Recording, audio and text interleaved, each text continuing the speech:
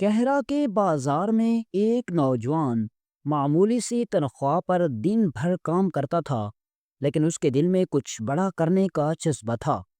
وہ چھوٹی سی باتوں میں بڑی سوچ رکھتا تھا۔ وقت گزرتا گیا اور وہی نوجوان اپنی عقل، محنت اور سمجھداری کے سبب سلطان صلاح الدین ایوبی رحمۃ اللہ علیہ کے دربار میں مشیر بن گیا۔ ایک دن دربار میں خزانچی نے شکایت کی کہ خزانے سے روزانہ کچھ سکے غائب ہو رہے ہیں۔ سلطان نے سخت اعلان کیا کہ چور اگر خود سامنے نہ آیا تو سخت سزا دی جائے گی۔ اس پر نوجوان مشیر نے کہا کہ اگر آپ ایک رات کی مہلت دیں تو میں چور کو پکڑ کر حاضر کر دوں گا۔ سلطان نے اجازت دی۔ اگلے دن وہ دربار میں ایک ملازم کو پیش کرتے ہوئے بولا کہ یہی چور ہے۔ سلطان نے حیرت سے پوچھا، کیسے پتہ چلا؟ تو نوجوان نے کہا، میں نے خزانچی کی اجازت سے ایک سکہ خاص خوشبو لگا کر خزانے میں رکھا۔ صبح ملازموں کے ہاتھ سونگے اور جب اس خوشبو کی مہک اس شخص کے ہاتھ سے آئی تو میں سمجھ گیا کہ یہی چور ہے۔ چور نے اعتراف کیا۔ دربار حیرت سے گونج اٹھا۔ سب نوجوانوں کی ذہانت کے قائل ہو گئے، لیکن سب سے بڑی حیرت تو یہ تھی کہ یہی نوجوان چند سال پہلے کہرا کے بازار میں معمولی مزدور تھا۔ سلطان صلاح الدین ایوبی اکثر اس سے کہتے کہ اگر زندگی میں کبھی موقع ملا تو تیری کہانی ضرور سنوں گا۔ ایک دن سلطان نے خود خوش دلی سے کہا کہ آج وہ دن ہے، آج ہمیں بتاؤ کہ تم ایک مزدور سے سلطانی مشیر کیسے بنے؟ نوجوان نے ادب سے کہا، سلطان معظم، اگر آپ اجازت دیں تو میں اپنی سچی کہانی سنانے کو تیار ہوں۔ سلطان صلاح الدین ایوبی رحمۃ اللہ علیہ کے دربار میں خاموشی طاری تھی۔ جب وہ نوجوان آہستہ آہستہ تخت کے قریب آیا اور عرض کرنے لگا، سلطان معظم، میں کسی ریاست کا شہزادہ نہیں، نہ میرے پاس کوئی فوج تھی، نہ دولت، لیکن جو خزانہ میرے پاس تھا وہ وفا کا تھا، امانت کا تھا اور میرے باپ کی قربانیوں کا تھا۔ میرا باپ کہرا کے ایک مشہور سوداگر کے پاس ملازم تھا۔ وہ سوداگر کوئی معمولی آدمی نہ تھا۔ اس کا کاروبار صرف کہرا تک محدود نہ تھا، بلکہ دمشق، اسکندریہ اور بغداد کے بازاروں میں اس کی پہچان تھی۔ اس کے پاس میرا باپ ایک کلیدی حیثیت رکھتا تھا، لیکن اس سوداگر کو ہمیشہ یہ شک رہتا کہ کہیں میرا باپ بے ایمانی نہ کرے، اس لیے وہ وقتاً فوقتاً اسے آزماتا۔ پر میرے باپ کا کردار چٹان کی طرح مضبوط تھا۔ ایک دن اس نے میرے باپ کو آزمانے کے لیے ایک چال چلی۔ اس نے ایک تاجر کو بھیج کر میرے باپ کو لالچ دیا، میرے پاس آ جاؤ، تمہیں دگنی تنخواہ دوں گا، بس مجھے اپنے مالک کے کاروبار کی کچھ اہم معلومات دے دو۔ میرے باپ نے اس کی آنکھوں میں آنکھیں ڈال کر جواب دیا، میں لالچ میں آ کر وفاداری کا سودا نہیں کرتا۔ جو رزق میرے مالک سے مل رہا ہے وہی میرے لیے کافی ہے، میں اپنے ضمیر کا سودا نہیں کر سکتا۔ اس لمحے وہ تاجر حیران رہ گیا، کیونکہ وہ تو صرف ایک مہرہ تھا جسے سوداگر نے خود بھیجا تھا۔ وہ میرے باپ کا امتحان لینا چاہتا تھا، اور اس امتحان میں میرے باپ نے وفاداری کی ایسی مثال قائم کی کہ سوداگر اس پر اندھا اعتماد کرنے لگا۔ لیکن اصل آزمائش تو تب آئی جب ایک دن دکان پر ڈاکو نے حملہ کیا۔ سپاہی زخموں سے چور ہو چکے تھے اور وہ خونی ہاتھوں سے سوداگر کی طرف بڑھے۔ وہ لمحہ قیامت جیسا تھا، مگر میرے باپ نے ایک لمحے کی تاخیر کیے بغیر ان کے سامنے آ کر اپنے سینے پر خنجر کھا لیے۔ وہ زخمی ہوا، خون میں لت پت زمین پر گر پڑا، لیکن اس سوداگر کی جان بچا لی۔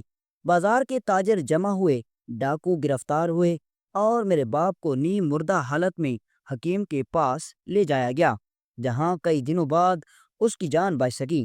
اور اس دن کے بعد سوداگر نے میرے باپ کو صرف ایک ملازم نہیں بلکہ اپنا بھائی، اپنا وارث کہنا شروع کر دیا۔ یہاں تک کہ کہا، میرے باپ، میرا سارا کاروبار تیرا ہے۔ اس سوداگر کی ایک بیٹی بھی تھی، ایسی حسین و جمیل کے جیسے چاند زمین پر اتر آیا ہو۔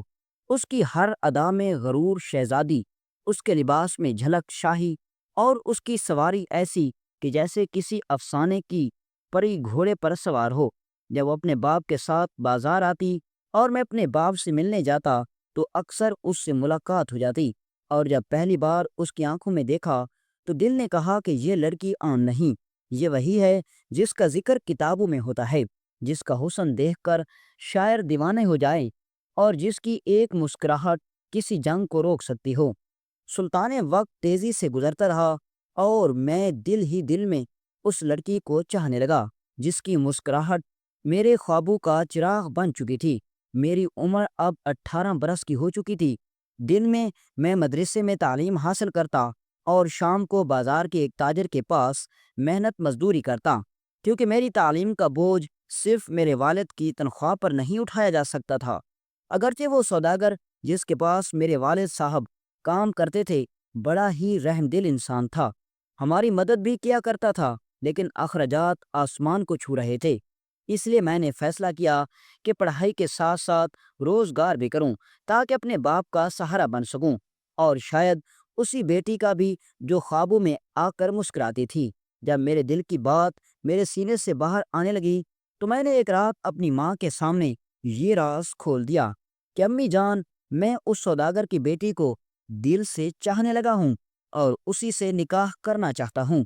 میری ماں نے حیرت سے میری آنکھوں میں دیکھا، کچھ لمحے خاموش رہی، پھر آہ بھری اور کہا، بیٹا، تیری پسند واقعی اعلیٰ ہے، پر جانتا ہے نہ، وہ ایک رئیس کی بیٹی ہے، شہزادی ہے وہ، اور ہم تو اس کے سامنے کچھ بھی نہیں۔ وہ ایک محل میں پلی ہے، اور ہم چھت ٹپکتی جھونپڑی میں رہتے ہیں، لیکن ہاں، تم خوبصورت بھی ہو، سمجھدار بھی، اور تمہارے باپ کی ایمانداری تو ہر زبان پر ہے، لیکن مجھے ڈر ہے کہیں لوگ یہ نہ سمجھے کہ ہم نے دولت دیکھ کر یہ قدم اٹھایا ہے۔ میں نے ماں کی بات کاٹتے ہوئے کہا، امی جان، آپ جانتی ہیں، سوداگر خود گواہ ہے کہ ابا جان نے عمر بھر کبھی کسی پیسے پر نظر نہ ڈالی۔ اس نے ہماری وفاداری دیکھی ہے، اور مجھے یقین ہے وہ ہمارے ارادوں کو سمجھے گا۔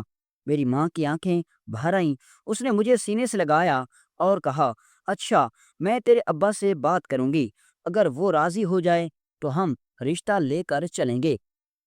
اگلے دن جب امی نے ابا کو یہ سب بتایا تو وہ پہلے حیران ہوئے، پھر مسکرائے اور بولے، ہائے میرا بیٹا، تو بڑا چھپا رستم نکلا، چلو ٹھیک ہے، ہم بات کریں گے۔ ابا سوداگر سے کئی بار مل چکے تھے، وہ میرے اخلاق، میرے لہجے، میری تعلیم سب سے واقف تھا، اور شاید وہ خود بھی چاہتا تھا کہ میں ہی اس کی بیٹی کے نصیب کا مقدر بنوں۔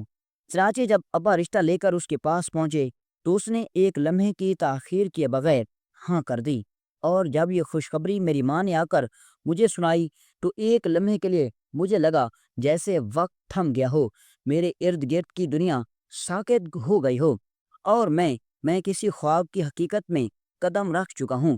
جب سوداگر نے ہمارے رشتے پر رضامندی ظاہر کی تو ایسا لگا جیسے میری دنیا روشن ہو گئی ہو، جیسے میری دعائیں، میری محنت، میرا خلوص سب رنگ لے آیا ہو، میری حقیقت کی دہلیز، میری روح میں جشن برپا ہو، اور میرے خواب حقیقت کی دہلیز پر دستک دے رہے تھے۔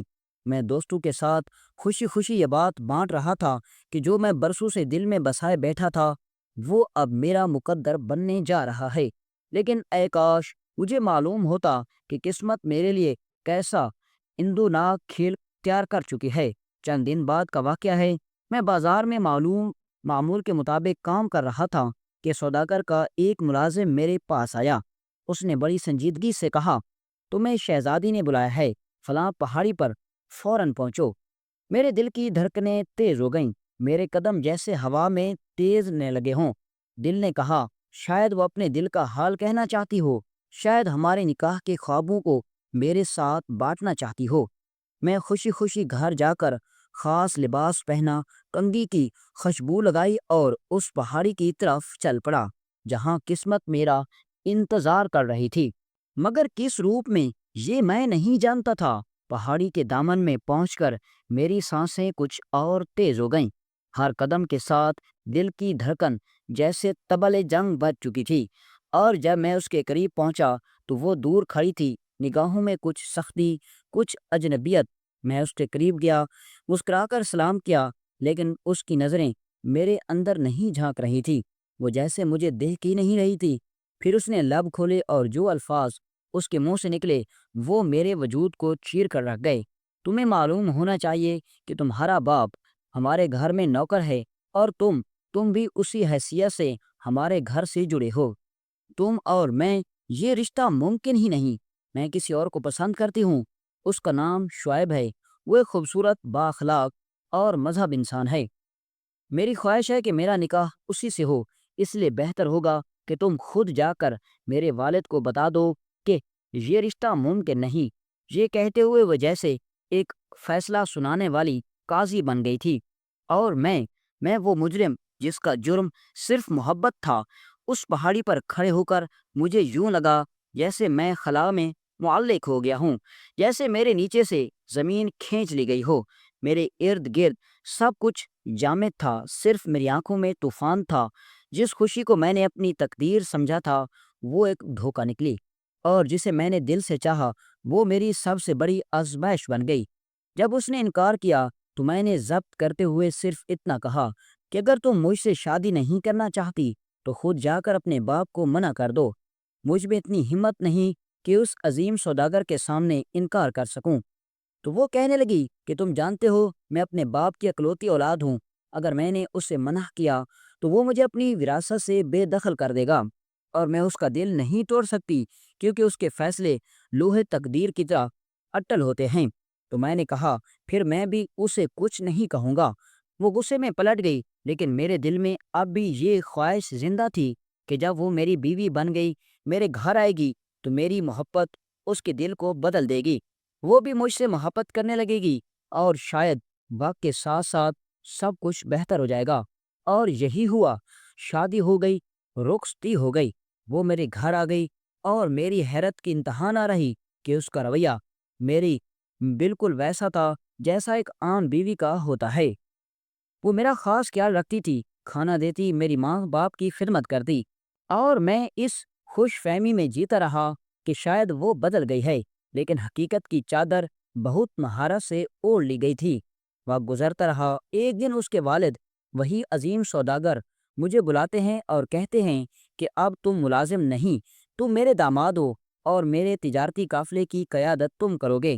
ملک شام کے لیے روانہ ہو جاؤ، تمہارے بوڑھے باپ نے بہت خدمت کی ہے، اب تم سنبھالو۔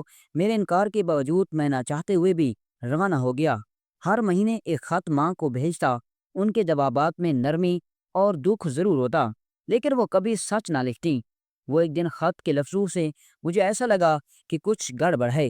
میں نے وہیں قافلے کی ذمہ داری اپنے دوست کے سپرد کی، اور ایک تیز رفتار گھوڑا لیا، بنا کچھ سوچے، بنا کسی کو بتائے، بس اپنے گھر کی طرف روانہ ہو گیا۔ جب میں پہنچا تو سلطان معظم، وہ منظر دیکھ کر میرے پیروں تلے زمین نکل گئی۔ میری بیوی نے میرے پیچھے اپنا اصل چہرہ دکھایا تھا۔ اس نے اپنے ملازم بلوا کر میرے بوڑھے باپ اور ماں پر ظلم کے پہاڑ توڑ دیے تھے۔ ان سے ایسا سلوک کروایا جیسے وہ غلام ہوں، گوبر صاف کروایا، دھوپ میں کھڑا رکھا، اور یہ سب میں اپنی آنکھوں سے دیکھ رہا تھا۔ میرے وہ ماں باپ جنہوں نے مجھے جوان کیا، آج ان کی ہڈیاں میرے ہی گھر میں توڑی جا رہی تھیں۔ اس وقت میرے اندر کا انسان، میرا بیٹا، میرا خادم، میرا شوہر، سب کچھ چلا گیا۔ صرف ایک ایسا فیصلہ باقی رہ گیا۔ میں نے اسی لمحے اپنی بیوی کو طلاق دے دی، کیونکہ جس عورت میں ماں باپ کی عزت نہ ہو وہ میرے ساتھ زندگی گزارنے کے لائق نہیں، اور جس محبت کا آغاز دھوکے سے ہو وہ انجام عزت سے نہیں ہو سکتا۔ سلطان معظم، جب میں نے اسے طلاق دی تو اسی لمحے سوداگر کو ایک خط لکھا کہ میں آپ سے شرمندہ ہوں، میں آپ کی بیٹی کو خوش نہیں رکھ پایا۔ پھر میں نے اپنے ماں باپ کے قدموں میں بیٹھ کر معافی مانگی کہ یہ سب میری ضد، میرے فیصلے کا نتیجہ تھا، اور اس کی سزا آپ دونوں نے سہی۔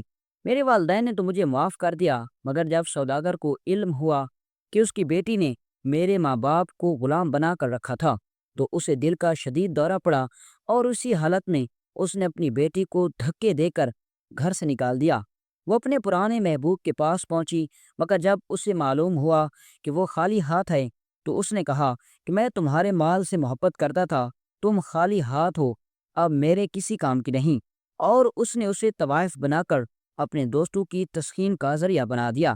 وقت کے ساتھ ساتھ وہ لڑکی ذلت کی انتہا گہرائیوں میں جا گری، اور جب حد سے تانگ آ گئی تو ایک دن ان سب کو زہر دے دیا، جس پر قاضی کے سپاہیوں نے اسے گرفتار کر کے قید خانے میں ڈال دیا۔